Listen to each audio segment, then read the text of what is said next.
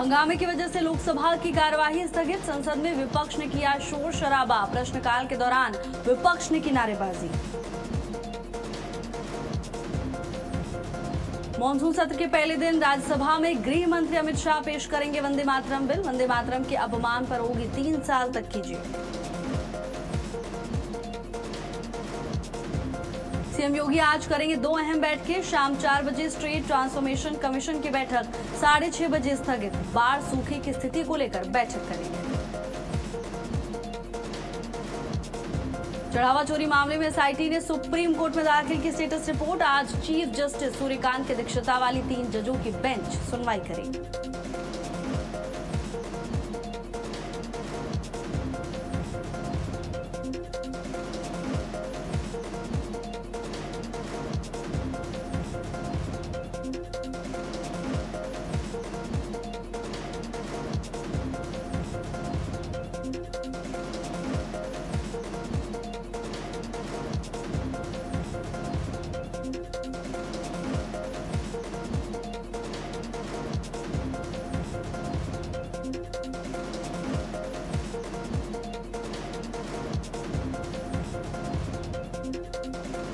जंतर मंतर पर दिल्ली पुलिस ने किया लाठीचार्ज। प्रदर्शनकारियों पर जमकर बरसाई लाठी। संसद भवन की ओर बढ़ रहे थे प्रदर्शनकारी।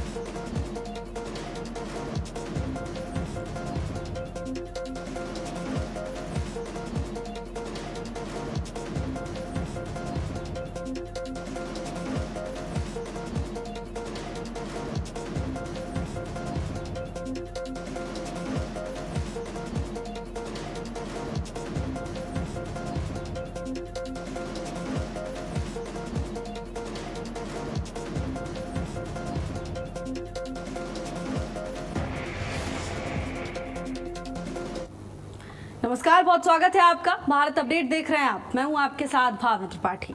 बुलेटिन की शुरुआत करेंगे इस वक्त की 4 बड़ी खबरों से। पहली खबर दिल्ली से है। आज मॉनसून सत्र का आगाज हुआ जो 13 अगस्त तक चलने वाला है। इस दौरान 19 बैठकें होंगी। आज अमित शाह राज्यसभा में वंदे मातरम से जुड़ा बिल पेश करेंगे।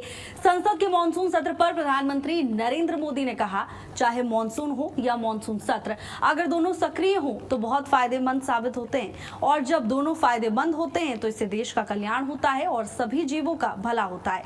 इसीलिए हम प्रार्थना करते हैं कि मॉनसून सक्रिय और फायदेमंद बना रहे और साथ ही मॉनसून सत्र भी फायदेमंद साबित हो। वहीं दूसरी खबर दिल्ली के जंतर मंतर से आ रही है, जहां सोनम वांगचुक के समर्थन में प्रदर्शन कर रहे प्रदर्शनकारियों पर दिल्ली पुलिस ने लाठीचार्ज किया। अब तीसरी तस्वीर उत्तर प्रदेश से है, जहां सीएम योगी आदित्यनाथ आज शाम 2 महत्वपूर्ण बैठकें करने वाले हैं। बाढ़ और सूखे की स्थिति का जायजा लेंगे सीएम। अब आखिरी खबर राम मंदिर चढ़ावा चोरी मामले से जुड़ी हुई है। आज सुप्रीम कोर्ट में सुनवाई होगी। एसआईटी सुप्रीम कोर्ट में स्टेटस रिपोर्ट सौंपेगी और सीजेआई की सूर्यकांत की पीठ मामले की सुनवाई करेगी। तो दिन भर की अब तक की 4 बड़ी खबरों पर हमारी नजर बनी हुई है। सबसे पहले बात मॉनसून सत्र की। देखिए, आज से मॉनसून सत्र का आगाज हो गया है। 13 अगस्त तक सत्र चलने वाला है। इस दौरान 19 प्रस्तावित हैं बैठकें। जंतर मंतर पर लाठीचार्ज की तमाम तस्वीरें सामने आई। देखिए, प्रशासन ने पहले ही कहा था कि आप जंतर मंतर पर प्रदर्शन कर सकते हैं, लेकिन संसद भवन की तरफ मार्च की अनुमति नहीं है, और जो भी लोग इस मार्च में शामिल होंगे, अगर कोई भी संसद भवन की ओर आगे बढ़ता है तो उस पर कड़ी कार्रवाई तय है। और इसी सिलसिले में लाठीचार्ज करनी पड़ी प्रशासन को स्थिति पर काबू पाने के लिए। तीसरी तस्वीर उत्तर प्रदेश से सामने आ रही है, जहां सीएम योगी आदित्यनाथ आज 2 बैठकें करेंगे। और चौथी खबर राम मंदिर चढ़ावा चोरी मामले से जुड़ी हुई है। सुप्रीम कोर्ट में आज इसको लेकर सुनवाई होने वाली है। और चलिए सीधे आपको लोकसभा लिए चलते हैं।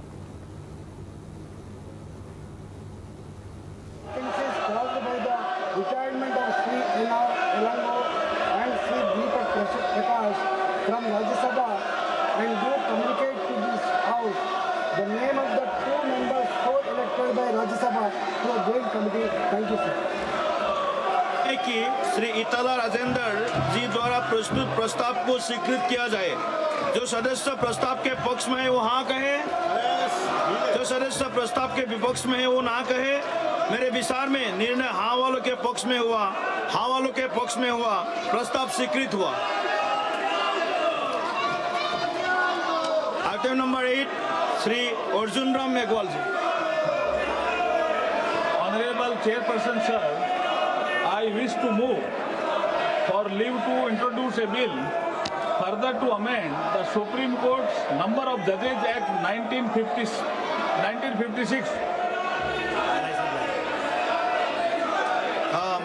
ऑनरेबल सदस्य डॉक्टर के काव्या जी। विधेयक का प्रश्न यह है कि विधेयक को पुनर्स्थापित करने की अनुमति प्रदान की जाए।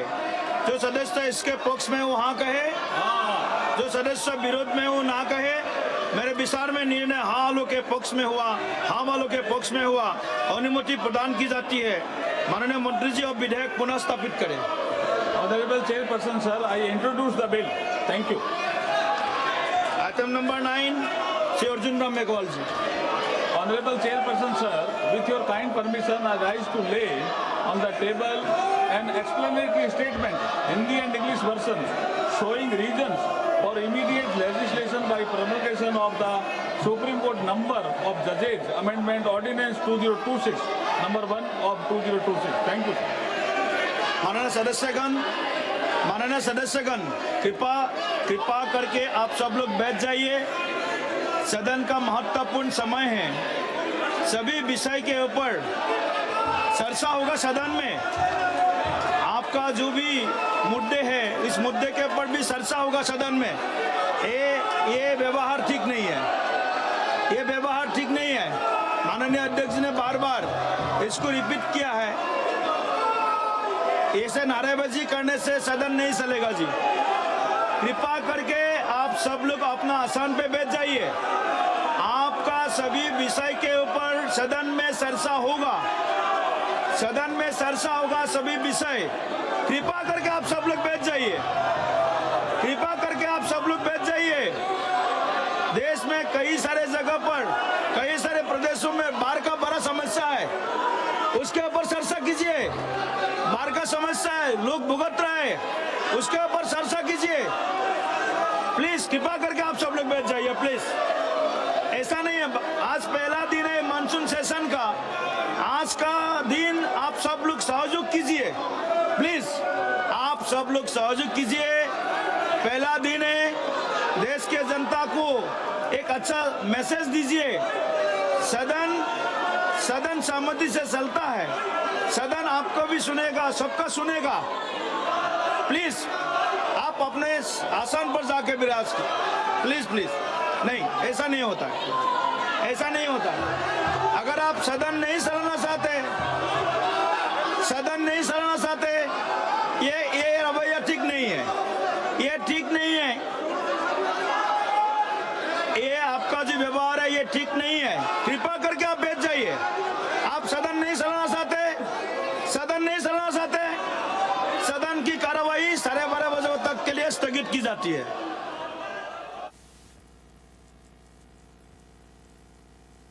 बार फिर 12:30 बजे तक के लिए स्थगित की गई। देखिए, इससे पहले 11 बजे मॉनसून सत्र का आगाज हुआ था और विपक्ष के हंगामे के चलते 12 बजे तक के लिए कार्रवाई स्थगित की गई थी। महज चंद मिनट ही कार्रवाई चल सकी, उसके बाद जोरदार नारेबाजी होने लगी और एक बार फिर 12:30 बजे तक के लिए कार्रवाई स्थगित की जा चुकी है। चलिए अब बुलेटिन में आगे बढ़ेंगे खबरों के साथ। लखनऊ के जवाहर भवन में भीषण आग लगने का मामला सामने आया। जवाहर विभाग में कई महत्वपूर्ण विभाग हैं। दमकल विभाग की गाड़ियां आग बुझाने में जुटी हुई हैं। लखनऊ के जवाहर भवन में भीषण आग लगने से हड़कंप मच गया। दमकल विभाग की कई गाड़ियां आग पर काबू पाने में जुटी हुई हैं। जवाहर विभाग में कई महत्वपूर्ण विभाग हैं। लखनऊ के जवाहर भवन में भीषण आग लगने से हड़कंप मच गया। तमाम तस्वीरें आपको दिखा रहे हैं। देखिए किस तरह आग लगने के बाद मौके पर अफरा तफरी मच गई। हालांकि मामले की जानकारी मिलने के बाद दमकल की टीम मौके पर पहुंची और आग पर काबू पाया गया। जवाहर भवन में कई महत्वपूर्ण विभाग है। दमकल विभाग की गाड़ियां आग बुझाने में जुटी हुई हैं। तमाम तस्वीरें देखिए, भयावह तस्वीरें मौके से सामने आ रही हैं। आग ने विकराल रूप धारण किया हुआ है। धुएं का गुब्बार उठता हुआ आसमान में दिखाई दे रहा है। हालांकि मामले की जानकारी मिलने के बाद दमकल विभाग की टीम मौके पर पहुंची और कड़ी मशक्कत के बाद आग पर काबू पाया गया। बता दें कि जवाहर भवन में कई महत्वपूर्ण विभाग हैं और ऐसे में मामला संवेदनशील हो जाता है। देखिए किस तरह से आग लगने के बाद परिसर में अफरा तफरी मच गई। भारी संख्या में लोग मौके पर इकट्ठा हो गए। दहशत का माहौल देखा जा रहा है। स्थिति तनावपूर्ण हो गई। हालांकि मामले की सूचना मिलने के बाद दमकल की टीम मौके पर पहुंची और फायर विभाग के कर्मियों ने आग पर काबू पाया। रमन मिश्रा हमारे साथ जुड़ चुके हैं तमाम जानकारी लेकर। रमन, क्या जानकारी, आखिर कैसे लगी ये आग?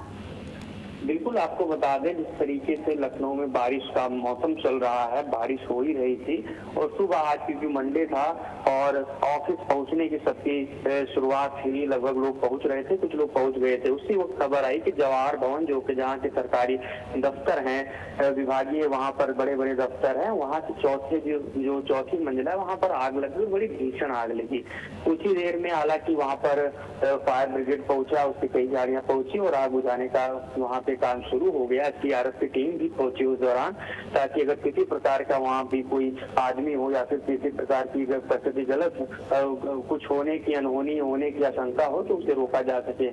तो मौके पर डीएम भी पहुंचे, कमिश्नर भी पहुंचे और उसके बाद में लगातार प्रयास किया गया और आग पर काबू पा लिया गया।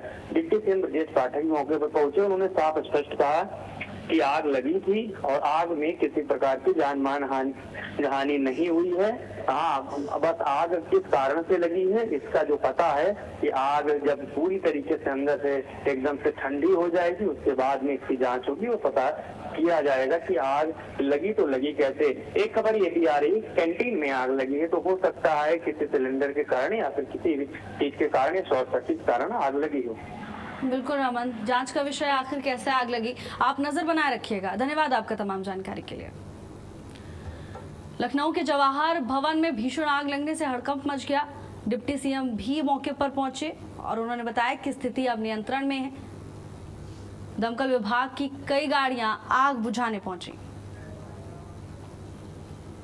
और वहीं गृह मंत्री अमित शाह राज्यसभा में बिल पेश करेंगे। बिल में वंदे मातरम के अपमान पर सजा का प्रावधान है। वंदे मातरम पर बिल राज्यसभा में पेश होगा।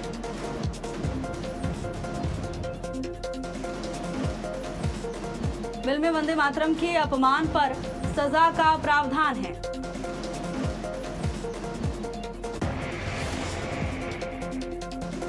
गृह मंत्री अमित शाह राज्यसभा में बिल पेश करेंगे। वंदे मातरम पर बिल राज्यसभा में पेश होगा। बता दें कि वंदे मातरम का अपमान करने पर सजा का प्रावधान रखा जा रहा है। 3 साल की सजा की बात की जा रही है।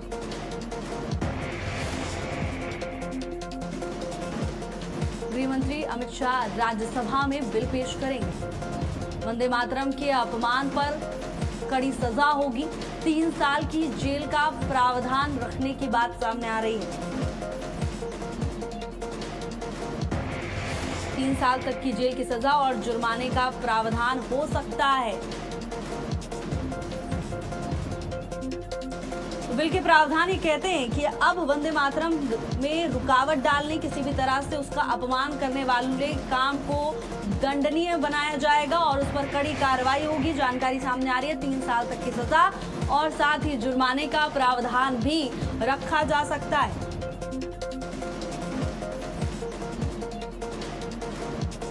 सरकार ने साफ कर दिया है कि अगर कोई भी व्यक्ति वंदे मातरम गाने के दौरान बाधा डालता है या किसी भी तरीके से वंदे मातरम का अपमान करता है तो उस पर कड़ी कार्रवाई होगी और इसीलिए एक कानून बनाने की तैयारी में है सरकार। बिल में वंदे मातरम के अपमान पर सजा का प्रावधान तय किया जाएगा। वंदे मातरम बिल पर राज्यसभा में पेश होगा, चर्चा होगी और वहीं इस मुद्दे को लेकर गहमा गहमी देखने को मिल सकती है। केंद्रीय गृह मंत्री अमित शाह राज्यसभा में यह बिल पेश करेंगे। राष्ट्रगीत वंदे मातरम का कोई अपमान ना कर सके, इसलिए यह बिल पेश किया जा रहा है। राष्ट्रगीत का अपमान बर्दाश्त नहीं होगा, कड़ी कानूनी कार्रवाई की जाएगी। वंदे मातरम पर बिल राज्यसभा में पेश होगा। बिल के प्रावधान ये कह रहे हैं कि अगर किसी ने भी वंदे मातरम गाने के दौरान बाधा उत्पन्न की, रुकावट डाली या फिर किसी भी तरीके से अपमान करने का काम किया तो 3 साल तक की सजा और साथ ही जुर्माने का प्रावधान हो सकता है। केंद्रीय गृह मंत्री अमित शाह आज राज्यसभा में ये बिल पेश करेंगे।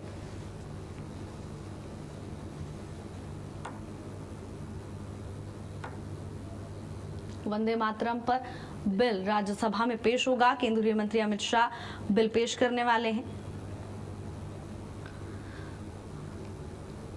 कड़ी सजा की बात की जा रही, कोई भी व्यक्ति जो वंदे मातरम के सम्मान को ठेस पहुंचाएगा, अपमान करेगा, उस पर कार्रवाई तय।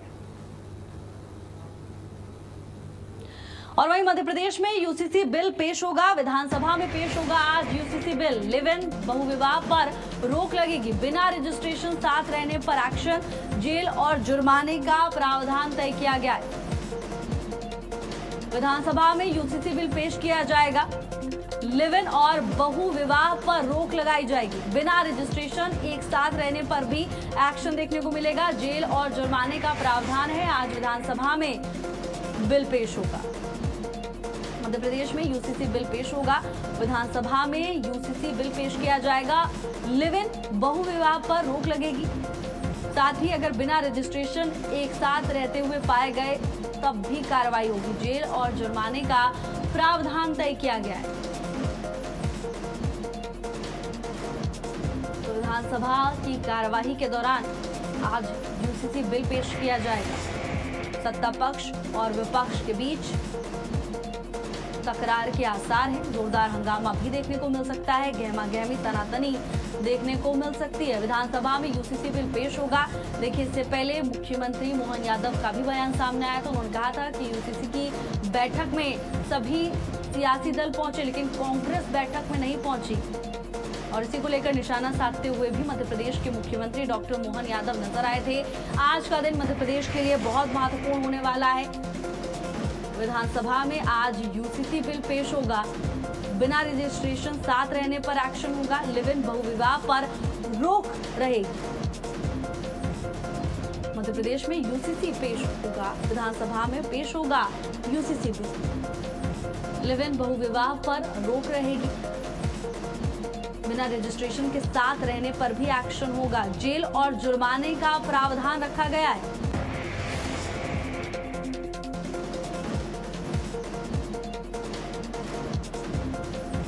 तो देखिए, आज मध्य प्रदेश में विधानसभा में यूसीसी बिल पेश किया जाएगा। सरकार की ओर से सियासत भी इसको लेकर देखने को मिल सकती है। लिव इन और बहुविवाह पर रोक रहेगी। बिना रजिस्ट्रेशन साथ रहने पर भी एक्शन की बात कही जा रही है। जेल और जुर्माने का प्रावधान तय किया गया।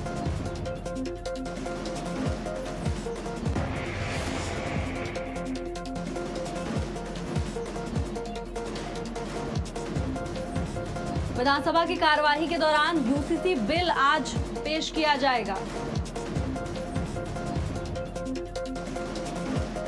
लिव इन बहुविवाह पर रोक लगेगी।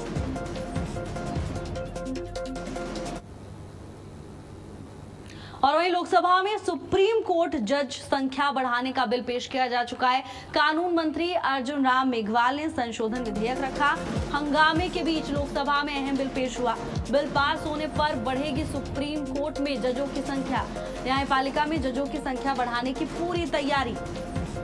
तो देखिए, जोरदार हंगामा हुआ, लेकिन इस हंगामे के बीच ये महत्वपूर्ण बिल पेश कर दिया गया है। अगर ये बिल पास हो जाता है तो सुप्रीम कोर्ट में जजों की संख्या बढ़ेगी। लोकसभा में बिल पेश हो चुका है, लेकिन जोरदार हंगामा होता रहा। जोरदार हंगामे के बीच कानून मंत्री अर्जुन राम मेघवाल ने सुप्रीम कोर्ट में जजों की संख्या बढ़ाने वाला बिल लोकसभा में पेश किया। तो लोकसभा में सुप्रीम कोर्ट जजों की संख्या संशोधन विधेयक 2026 पेश किया गया। मौलाना जर्जिस अंसारी की तलाश में छापेमारी शुरू हो चुकी है। इटावा से फरार हुआ मौलाना जर्जिस अंसारी। मौलाना जर्जिस ने अपनी तकरीरें रद्द कर दी।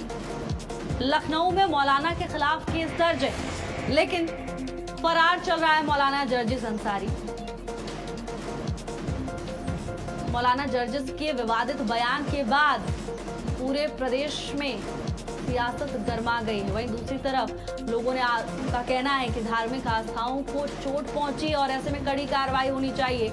लखनऊ में मौलाना के खिलाफ केस दर्ज है। बता दें कि मौलाना जर्जिस इटावा से फरार हो चुका है। हालांकि उसकी तलाश के लिए प्रशासन जुटा हुआ है। मौलाना जर्जिस अंसारी की तलाश में प्रशासन की ओर से छापेमारी की जा रही है। जगह जगह छापा मारा जा रहा है और तलाश की जा रही है मौलाना जर्जिस की। बता दें कि लखनऊ में मौलाना के खिलाफ केस दर्ज है।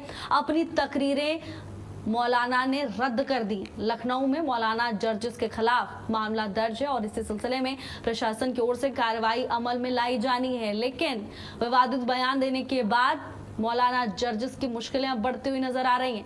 हालांकि अभी फरार बताया जा रहा है मौलाना जर्जिस, लेकिन प्रशासन तलाश में जुटा हुआ है।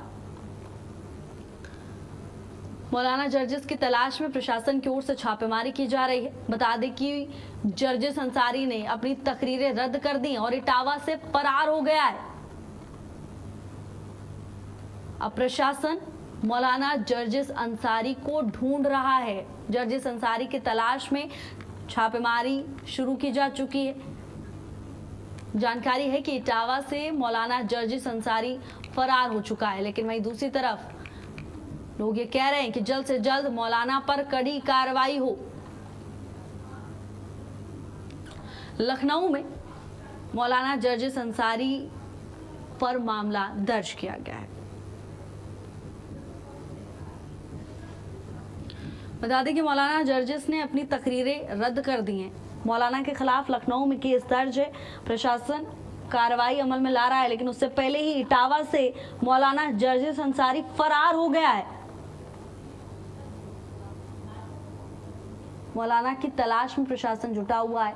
जगह जगह छापेमारी की जा रही है।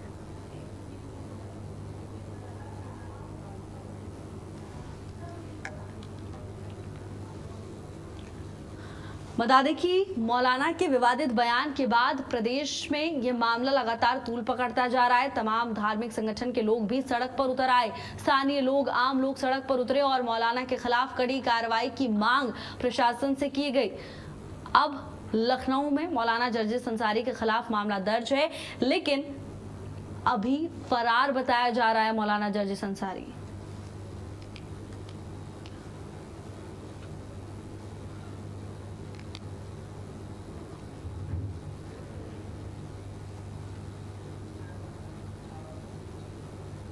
और वहीं इस वक्त की बड़ी खबर सामने आ रही है। निर्मोही अखाड़े के महंत दिनेंद्र दास का बड़ा दावा, पद से हटाने की खबरों को निराधार बताया। प्रेस नोट जारी कर पूरी तरह से निराधार बताया। कहा कि 8 लोगों के हस्ताक्षर कर फर्जी रजिस्टर तैयार किया गया है, जबकि निर्मोही अखाड़ा 19 पंचों का पंचायती अखाड़ा है।